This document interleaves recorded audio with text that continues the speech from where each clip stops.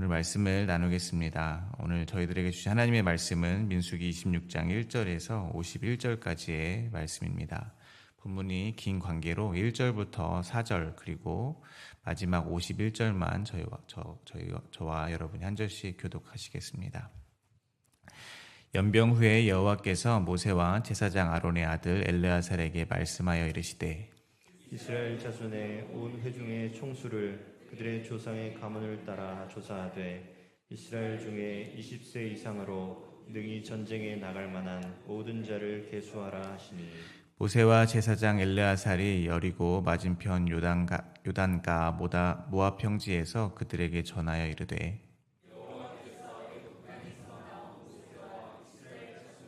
명령하신 대로 이상이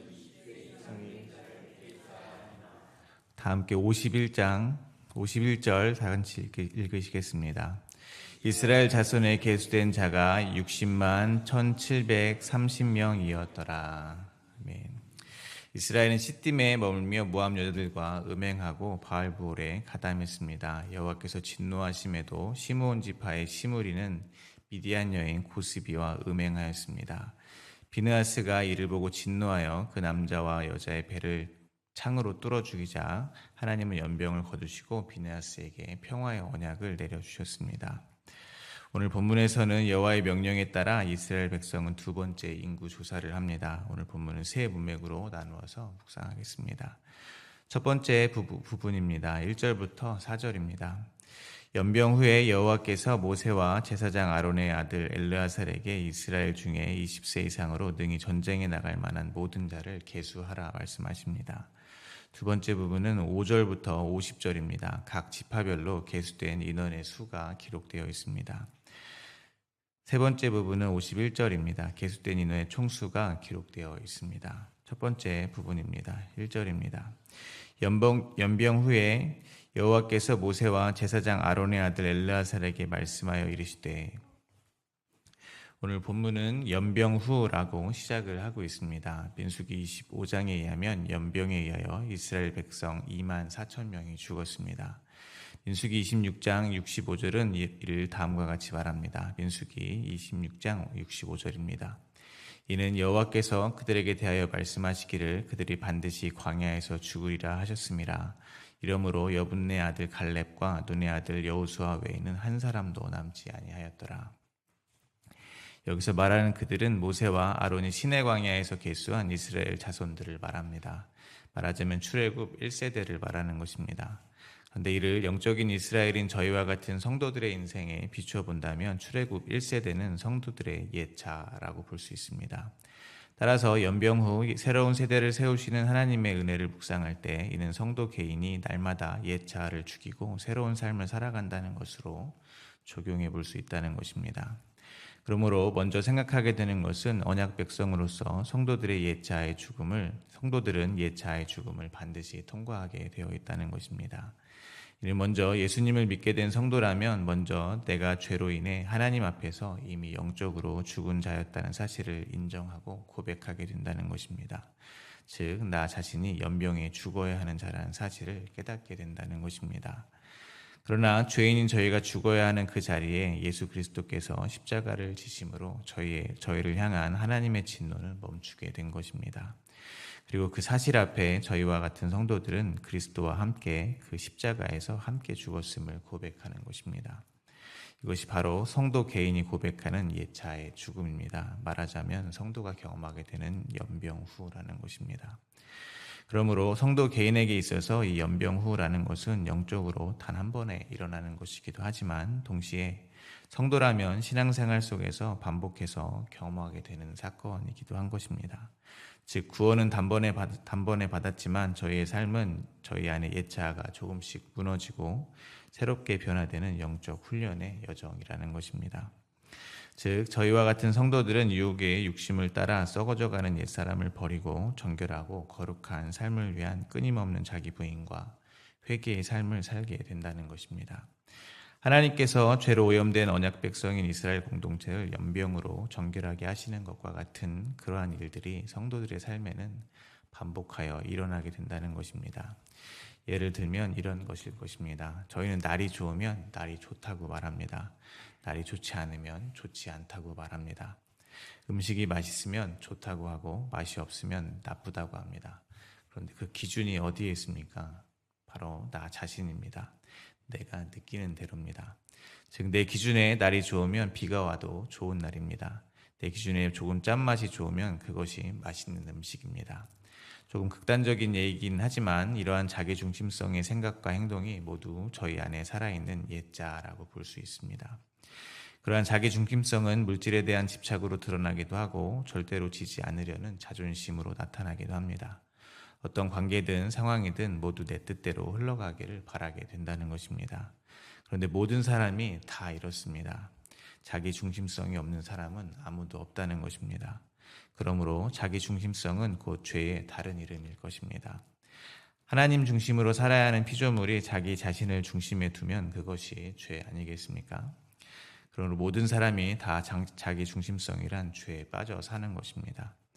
교회를 다니든지 다니지 않든지 아무 상관이 없습니다. 그러나 그들 중에 하나님께서 택하신 성도들은 마치 발람의 길을 여호와의 사자가 칼을 들고 막아서듯 그러한 일들이 생긴다는 것입니다. 하나님께서 찾아오시고 자기의 죄를 깨닫게 하시는 그런 일이 생기는 겁니다. 간섭하시는 것입니다. 그렇게 구원받은 성도의 삶에는 자기 안에 교만이나 이기심, 탐심을 쫓아 사는 옛자아가 죽는 일이 생기는 것입니다. 그러한 일들은 마치 이스라엘 백성에게 일어난 연병과 같습니다. 어떠한 일들은 저희를 매우 어렵고 불편하게 할 수 있습니다. 때로는 저의 숨기고 싶던 나쁜 성격이나 습관들을 주변 사람들에게 들키게 할 수도 있습니다. 신앙인의 껍데기가 벗겨지고 주님 앞에 진짜 모습으로 무릎 꿇게 되는 순간이 찾아오게 된다는 것입니다. 그러나 그것은 하나님께서 저희를 그리스도인답게 만드시기 위하여, 즉 정결하고 거룩한 하나님 나라의 백성으로 만드시기 위하여 허락하시는 하나님의 열심이라는 것입니다. 성도는 그러한 하나님의 개입하심으로 이만하면 괜찮은 신앙인이라고 생각했던 데서 돌이켜 결국 예수님의 은혜가 아니면 여전히 죽을 수밖에 없는 죄인임을 날마다 고백하게 된다는 것입니다. 이것이 바로 성도라면 반드시 통과하게 되는 자아의 죽음이라고 생각합니다. 그러나 옛자의 죽음은 또 다른 시작입니다. 2절부터 4절입니다. 이스라엘 자손의 온 회중의 총수를 그들의 조상의 가문을 따라 조사하되 이스라엘 중에 20세 이상으로 능히 전쟁에 나갈 만한 모든 자를 계수하라 하시니 모세와 제사장 엘레아살이 여리고 맞은편 요단가 모압 평지에서 그들에게 전하여 이르되 여호와께서 애굽 땅에서 나온 모세와 이스라엘 자손에게 명령하신 대로 너희는 20세 이상 된 자를 계수하라 하니라. 여호와께서는 이스라엘 자손의 온 회중의 총수를 계수하라고 하십니다. 이를 통하여 알 수 있는 것은 연병으로 출애굽 1세대가 종식되었고 그 위에 출애굽 2세대가 시작되고 있다는 것입니다. 출애굽 1세대가 성도의 옛 자아라면 출애굽 2세대는 성도의 새로운 자아일 것입니다. 그러므로 연병 후라는 이 짧은 말 속에는 옛 자아의 종식과 동시에 새로운 시대의 시작이 함께 담겨 있는 것입니다. 그리고 여호와께서 인구를 조사하되 여전히 조상의 가문을 따라서 조사하라고 하십니다. 조상의 가문은 12지파를 따라 조사하라는 것입니다. 12지파는 야곱의 12아들들입니다. 그러므로 이는 비록 연병으로 출애굽 1세대가 모두 죽었지만 이스라엘 백성들은 여전히 언약 백성임을 드러내고 계시는 것입니다. 그러므로 출애굽 2세대가 역시 가나안에 들어가는 이유는 하나님의 약속 때문인 것입니다. 하나님께서 약속의 땅을 야곱과 야곱의 후손들에게 주시겠다는 그 약속 때문이라는 것입니다. 그래서 그들은 이스라엘을 약속의 땅으로 인도하시기로 약속하신 하나님의 약속에 의해서 연병에 죽지 않고 남겨진 자들이라는 것입니다. 한마디로 하나님은 은혜로 그들을 죽이지 않고 보존하신 것입니다. 출애굽 2세대는 결코 출애굽 1세대보다 뭔가 더 낫기 때문에 살아남은 것이 아니라는 것입니다. 그들은 전적으로 하나님의 긍휼로 말미암아 은혜로 남겨진 자들이라는 것입니다. 모세도 가나안 입성을 앞둔 출애굽 2세대들에게 다음과 같이 경고와 권면의 말씀을 하신 적이 있습니다. 신명기 9장 5절입니다. 내가 가서 그 땅을 차지함은 내 공의로 말미암음도 아니며 내 마음이 정직함으로 말미암음도 아니요 이 민족들이 악함으로 말미암아 내 하나님 여호와께서 그들을 내 앞에서 쫓아내심이라. 여호와께서 이같이 하심은 내 조상 아브라함과 이삭과 야곱에게 하신 맹세를 이루려 하심이니라. 그러므로 저희가 기억해야 하는 것은 이렇게 예수 그리스도 안에서 새 사람을 저희가 입게 된 것은 모두 주님의 은혜 때문이라는 것입니다. 저희의 실력이나 공로로 얻게 된 것이 아니라는 것입니다. 믿음을 선물로 받은 저희는 주님의 은혜로 심령이 새롭게 된 것입니다. 하나님을 따라 의와 진리의 거룩함으로 지음을 받은 새 사람이 되었다는 것입니다. 그러므로 저희는 이제 날마다 옛자의 죽음과 동시에 날마다 예수 그리스도 안에서 다시 사는 것입니다. 이제 저희가 육체 가운데 사는 것은 저희를 사랑하사 저희를 버리신 하나님의 아들을 믿는 믿음 안에서 사는 것입니다. 그런데 하나님께서 온 회중의 총수를 계수하되 전쟁에 나갈 만한 사람의 수를 계수하라고 하십니다. 그 말은 그들 앞에 이제 전쟁이 기다리고 있다는 말이 될 것입니다. 그러므로 이제 새 사람을 입은 저희 같은 성도들의 영적인 삶은 영적인 삶이 기다리고 있다는 것입니다. 영적 전쟁의 삶이 기다리고 있다는 것입니다. 어떤 전쟁이겠습니까? 앞서 나눈 바와 같이 먼저는 저희 안에 아직 살아있는 옛사람과의 전쟁일 것입니다. 저희 안에 불경건과 그리고 불순종과 싸우는 전쟁입니다. 출애굽 2세대가 약속의 땅에 들어가서 원래부터 살고 있었던 아말렉, 블레셋과 같은 민족들을 몰아내듯 성도는 자기 안에 남아있는 죄악을 몰아내는 전쟁을 날마다 치러내는 것입니다. 더 나아가 이 세상에서 거룩한 자로 살아가기 위한 전쟁을 치러야 합니다. 거짓과 불법이 가득한 이 세상에서 미련하다 손가락질을 당할지라도 정직한 자로 살아가기 위한 전쟁입니다. 음란한 이 세상에서 정결한 자로 살아가기 위한 전쟁을 벌이는 것입니다. 고린도전서 6장 19절과 20절입니다. 너희 몸은 너희가 하나님께로부터 받은 바 너희 가운데 계신 성령이 전인 줄을 알지 못하느냐. 너희는 너희 자신의 것이 아니라 값으로 산 것이 되었으니 그런즉 너희 몸으로 하나님께 영광을 돌리라. 그렇게 하나님께 영광을 돌리는 삶을 살기 위한 전쟁에 참여하는 것이 바로 새 사람을 입은 저희들의 신앙생활이라는 것을 잊지 마시기를 바랍니다. 이어서 두 번째 부분입니다.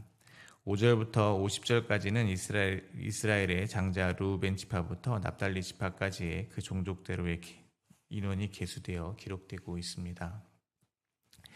내용이 많아서 몇 부분을 택하여서 묵상을 하려고 합니다. 먼저 8절부터 11절을 묵상하도록 하겠습니다. 발루의 아들은 엘리압이요 엘리압의 아들은 느무엘과 다단 아비람이라. 이 다단과 아비람은 회중 가운데서 부름을 받은 자들이니 고라의 무리에 들어가서 모세와 아론을 거슬러 여호와께 반역할 때에 땅이 그 입을 벌려서 그 부리와 고라를 삼키매 그들이 죽었고 당시에 불이 250명을 삼켜 징표가 되게 하였으나 고라의 아들들은 죽지 아니하였더니. 르우벤 자손 중 고라의 반역 때 모세와 아론에게 거슬러 반역한 다단과 아비람의 이야기입니다. 그들이 고라의 무리에 들어가 모세와 아론에게 거슬러 반역한 것은 하나님께 반역한 것과 마찬가지입니다. 그때 땅이 그 입을 벌려 그 무리와 고라를 삼켜 그들이 죽었습니다. 르우벤 자손인 다단과 아비람이 모세와 아론의 권위에 도전한 것은 과거 르우벤의 죄악을 닮아 있는 것 같습니다. 바로 하나님이 공동체에 세우신 질서를 파괴한 것입니다. 창세기 35장에 의하면 르우벤은 아버지인 야곱의 처 빌하와 동침하였습니다. 이로 인해 야곱은 유언할 때 르우벤이 아버지의 침상에 올라 더럽혔다고 말했습니다. 르우벤의 행위는 단순한 음행을 넘어 가장의 권위를 침범한 것이고 질서를 무너뜨린 것입니다. 족장을 중심으로 하는 시족사회였던 당시 시대 상황을 고려하면 이는 왕권에 대한 도전과도 같은 것입니다. 비슷한 사례로 다윗 시대에도 압살롬도 같은 방식으로 다윗의 왕권에 도전했음을 저희는 알고 있습니다. 결론적으로 하나님이 세우신 권위에 도전하는 것은 곧 하나님께 대적을 하는 것입니다. 이를 통해 저희는 저희들의 모습을 또한 돌아보게 되기를 바랍니다. 성경은 저희를 일컬어 하나님의 원수 되었던 자들이라고 말합니다. 그 말은 하나님을 대적하는 자라는 것입니다. 그러므로 여전히 저희가 하나님께 순종하지 않고 내 뜻대로 하려는 모습이 남아있다면, 내 중심적으로 살려는 모습이 남아있다면 그것이 바로 르우벤의 죄이며 다단과 아비람의 죄입니다. 고라의 반역과 같은 죄라는 것을 기억하셔야 될 것입니다.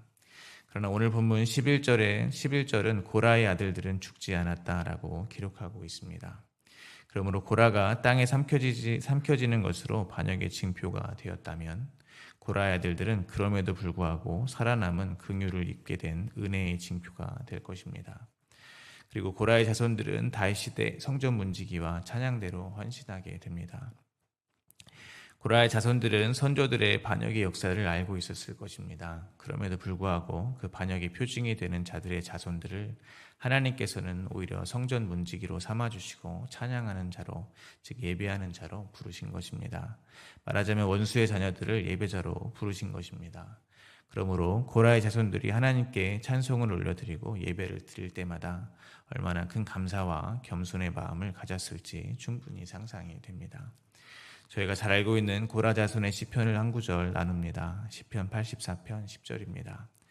주의 궁정에서의 한날이 다른 곳에서의 첫날보다 나은즉 악인의 장막에서 사는 것보다 내 하나님의 성전 문지기로 있는 것이 좋사오니. 아멘. 마찬가지로 저희는 이 세상에서 예수 그리스도의 은혜로 구원을 받은 은혜의 징표입니다. 저희는 하나님의 원수였음에도 불구하고 하나님께서 독생자 예수 그리스도를 저희 대신에 십자가에서 죽이심으로 살려내셨습니다. 그리고 모든 사람이 자기 중심성에 빠져서 나만을 위해 사는 이 세상에서 주님을 찬양하는 예배자로 삼으신 것입니다. 그러므로 저희는 어떠한 상황 가운데서도 용서받은 그 은혜에 감사하며 찬송을 올려드려야 할 것입니다. 어떠한 상황에서도 올려드리는 감사와 찬송의 삶을 통해서 온 세상에 하나님의 자비하심과 은혜로우심을 선포하게 되시기를 간절히 기도합니다.